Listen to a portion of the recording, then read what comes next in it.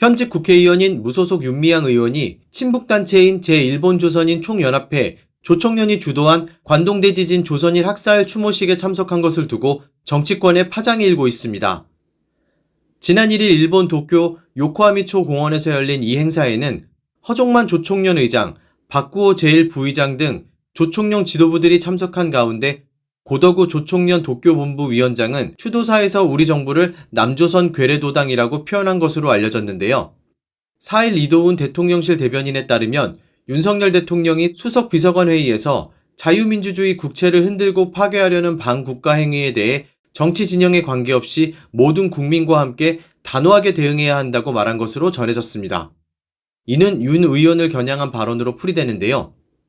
4일 국회 예산결산특별위원회 전체회의에서 박진 외교부 장관도 윤 의원의 조총련 행사 참석에 대해 적절치 않다는 생각을 밝히며 조총련은 국가보안법상 반국가 단체라며 또 북한의 대리기관이고 북한의 주일 대표부 성격을 가지고 있다고 덧붙였습니다.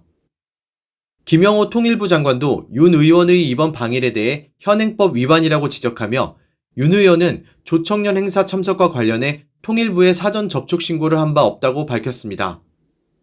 현행 남북교류협력법에 따르면 조총련 구성원을 접촉하기 위해서는 사전 접촉 신고 및 수리가 필요하고 이를 위반한 경우 미신고 접촉으로 과태료 최대 300만 원 부과 대상이 됩니다. 윤미향 의원은 지난 3일 일본에서 귀국한 뒤 취재진에게 간토학살 희생자들의 문제, 올해가 100주년이다. 희생자들의 문제에 관심을 좀 가져주셨으면 좋겠다며 대한민국의 국회의원으로서 국민들이 뭘 원하는지 그 목소리를 담아서 추도 행사에 제 마음을 전하고 왔다고 전했습니다.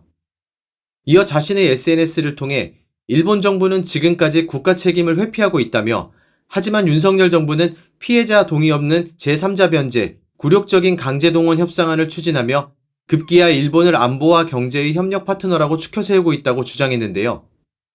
이어 윤석열 정부는 조선인 학살 피해자를 기리는 최소한의 추념식조차 열지 않고 철저하게 간토학살 100주기를 방치하고 있다고 지적하며 윤석열 정부의 간토학살 진상규명을 포함한 한일 과거 청산에 대한 의지는 전혀 찾아볼 수 없다고 비판했습니다.